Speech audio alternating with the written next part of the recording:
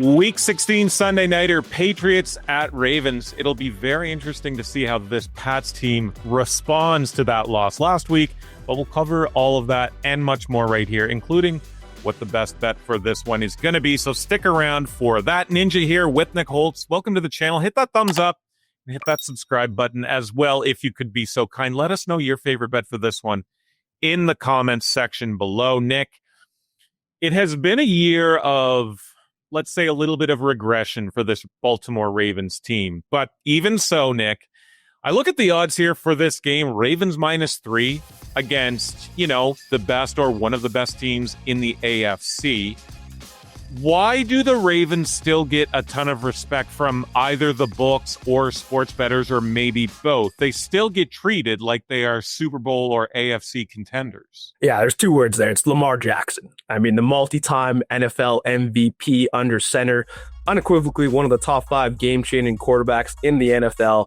This is a guy that if he gets hot, the books understand the Baltimore Ravens can make a big run through the postseason, especially in an AFC playoff field that's going to be without Patrick Mahomes and Joe Burrow. Lamar Jackson is one of those guys that can and is capable of, pulling his team towards the Super Bowl, and the odds reflect that in my eyes.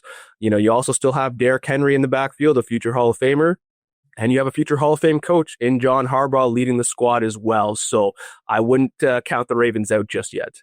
Yeah, it is interesting if they do get in now, like you mentioned, the Chiefs, Mahomes, not in the mix. So that door is kind of wide open at the very least in this AFC for a Lamar, for a Josh Allen to finally get to, what they've been working towards since they got into the NFL. And we'll talk a little bit about that in a moment. But the Ravens right now going into the week 7-7, 5-9 against the spread, behind Pittsburgh still in that North.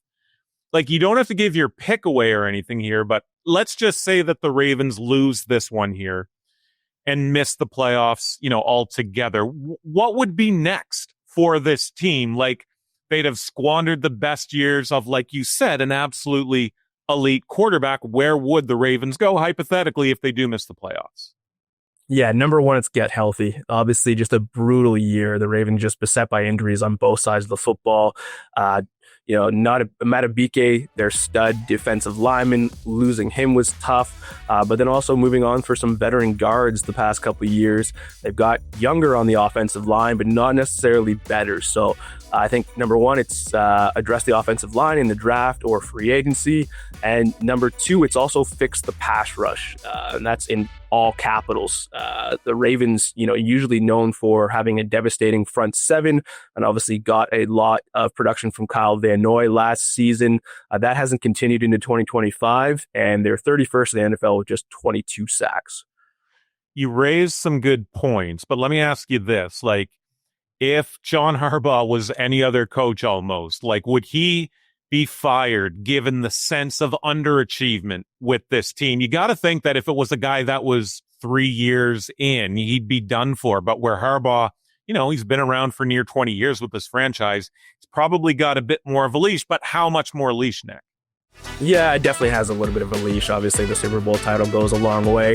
But you're seeing kind of those questions arise from the Zach Taylor in Cincinnati, where they've had their injury issues the past few years as well, and probably have underachieved too. So it'll be interesting to see whether or not Ravens management wants to make a change there. I'd say that John Harbaugh probably has a lifetime contract in Baltimore at this point, though, and I really would be shocked if something would happen this offseason. Let's look at last week for the New England Patriots, the visitors in this game. They blow that one against Buffalo. But even still, Nick, you got to think that they can take a lesson or two from a letdown game like that one. Was that just a necessary lesson, a necessary evil for Drake May and this young Pats team to take the next step? Yeah, certainly. And those are just absolutely crucial fourth the quarter reps for a team that really hasn't had that much adversity this season, right? They've won 11 games. They're still 17th in DVOA though, which kind of points to where they're at in the grand scheme of things. But this is a young Pats team overall that is still ascending. You've got Drake May under center. You've got a rookie running back there in Travion Henderson, who's phenomenal. But these aren't guys that have played in crunch time, especially not in the playoffs, right? So, despite dropping a 21-point lead, still a crucial game for these Pats to hopefully get those mental reps in as well, and those on-field reps where, they're chasing a game, they need to score points with the game on the line. And I think a huge step for these Patriots moving forward, even though they lost the game.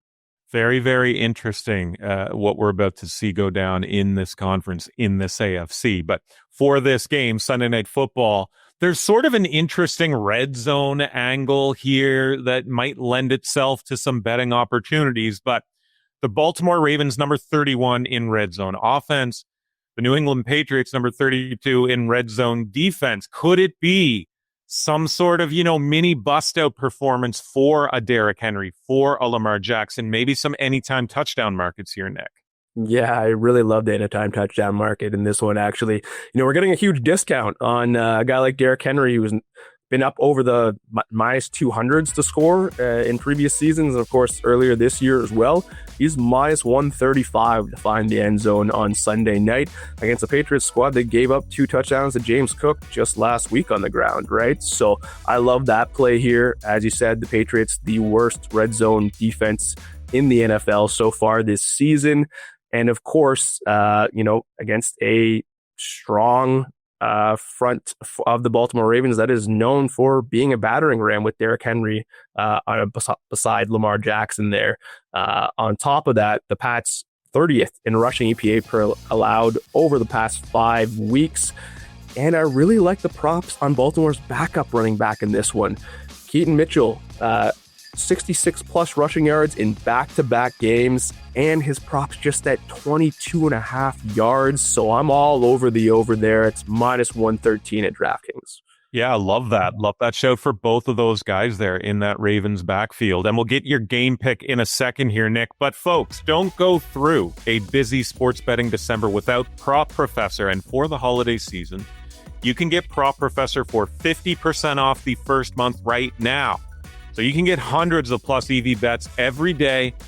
Prop Professor gives you a real shot at finding long-term profit. You can sort through plays across the NFL, college football, the NBA, and many, many more. It's got a great arbitrage tool. It's got a great fantasy optimizer tool in there as well. Easily the best bang for buck on the market compared to its competition. So use the promo code SHARK50 at checkout to get 50% off for that first month.